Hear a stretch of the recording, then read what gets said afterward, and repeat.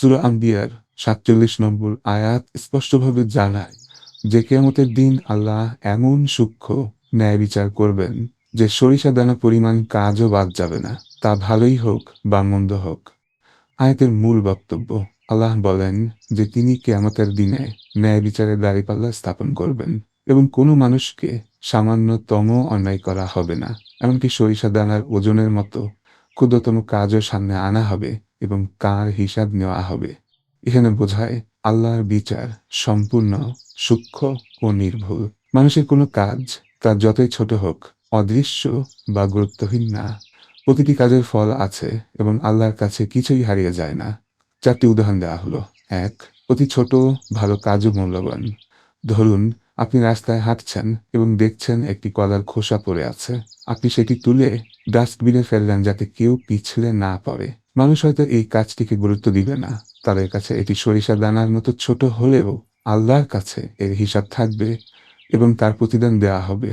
এই আয়াত আমাদের শেখায় কোনো ভালো কাজকে ছোট ভাবা উচিত না। আরেকটি উদাহরণ ২. অতি ছোট অন্যায়ও লুকানো যায় না।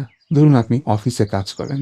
একদিন দেখলেন কেউ দেখছে না, তাই প্রিন্টারের জন্য রাখা কাগজ বা কলম নিজের কাজে ব্যবহার করলেন।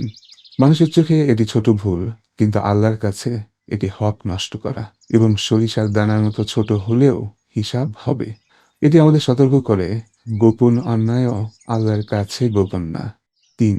পরিবারে আচরণের সূক্ষ্ম হিসাব। একজন বাবা তার সন্তানকে ছোট ভুলে কঠোর বকাঝকা করলেন। সন্তান কষ্ট পেল, কিন্তু কিছু বলল না। মানুষের দৃষ্টিতে এটি স্বাভাবিক, কিন্তু আল্লাহর কাছে সন্তানের সেই কষ্টও হিসাবের খাতায় লেখা থাকে। এই আয়াত মনে করিয়ে দেয় ক্ষমতার অবস্থানে থাকা মানুষকে আরও সতর্ক হতে হবে। ৪. অন্যের প্রতি সামান্য উপকারও নষ্ট হয় না। ধরুন আপনি বাসে দাঁড়িয়ে একজন বৃদ্ধকে আসন ছেড়ে দিলেন। কেউ দেখল না, কেউ প্রশংসা করল না, কিন্তু আল্লাহর কাছে এটি অমূল্য, কারণ তিনি প্রতিটি কাজের হিসাব রাখেন। আয়াতের নৈতিক শিক্ষা, ন্যায় বিচার নিশ্চিত, কেউ বঞ্চিত হবে না। দায়বদ্ধতা, প্রতিটি কাজের হিসাব আছে। সতর্কতা, ছোট অন্যায়ও এড়িয়ে চলা উচিত। আশা, ছোট ভালো কাজও আল্লাহর কাছে মূল্যবান। আত্মশুদ্ধি, নিজের আচরণ প্রতিদিন পর্যালোচনা করা উচিত। সার করে বলতে, এই আয়াত আমাদের জীবনে গভীর প্রভাব ফেলে। এটি শেখায় মানুষের চোখে যা ছোট, আল্লাহর কাছে তা ছোট না। তাই প্রতিটি কাজ হওয়া উচিত ভালো কাজ এবং তার গুরুত্ব দিয়ে করা উচিত, কারণ আল্লাহর ন্যায় বিচার নিখুঁত এবং সর্বব্যাপী।